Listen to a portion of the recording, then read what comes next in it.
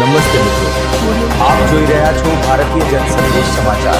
હું છું દિનેશ કુમાર બાબરિયા, ભાવનગર.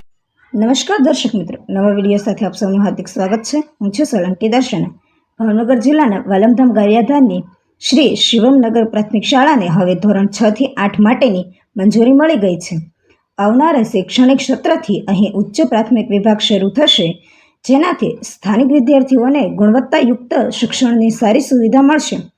આ મહત્વપૂર્ણ પ્રસંગ શાળામાં આયોજિત એક ખાસ કાર્યક્રમમાં પૂર્વ ધારાસભ્ય, નગરપાલિકા પ્રમુખ અને ટાઉન પ્લાનિંગ અધિકારી TPO ઉપસ્થિત રહ્યા હતા અને તેમણે નવા વિભાગનો શુભારંભ કરાવ્યો હતો.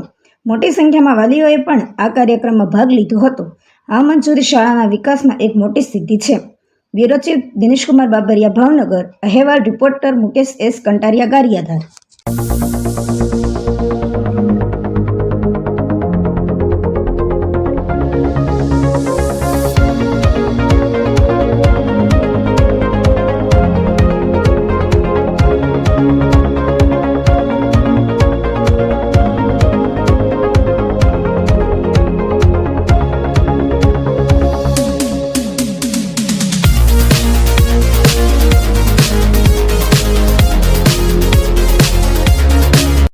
છ થી 8 ધોરણની મંજૂરી આવ્યા બાદ આ 6 થી 8 ધોરણ શરૂ કરવા જઈ રહ્યા છે.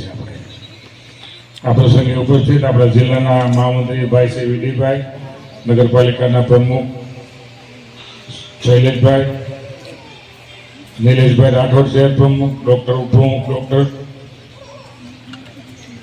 અઘેરાભાઈ, ચતુરભાઈ, જેમનો ઘણો યોગદાન છે એવા અમારા નજીરભાઈ, એને પાયાનું કામ શરૂ કરવા વાળા એ હતા. બેન પ્રમુખ રાકેશભાઈ, શૈલેષભાઈ, નજીરભાઈ, ઘેરા સાહેબ, શત્રુભાઈ, વાલીઓ, માતાઓ, બહેનો. આમ તો ગારિયાધાર શહેરની શિવનગર પ્રાથમિક શાળા ધોરણ 1 થી 5ની હતી, જ્યાં જે અપગ્રેડ થઈ ધોરણ 1 8ની બની રહી છે. ખરેખર ખૂબ ખુશીની લાગણીઓ વ્યક્ત કરી રહ્યા છીએ.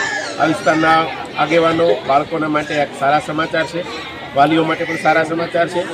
આ તકે હું અહીંના આગેવાનોનો ખૂબ આભાર વ્યક્ત કરું છું. ગારિયાધાર તાલુકા પ્રાથમિક શિક્ષણાધિકારી ગોપાલભાઈ અઘેરાનો પણ ખૂબ આભાર વ્યક્ત કરું છું. ખરેખર આગેવાનોએ ખૂબ આ સારું કામ કર્યું છે. Thank you. જય હિન્દ, જય ભારત.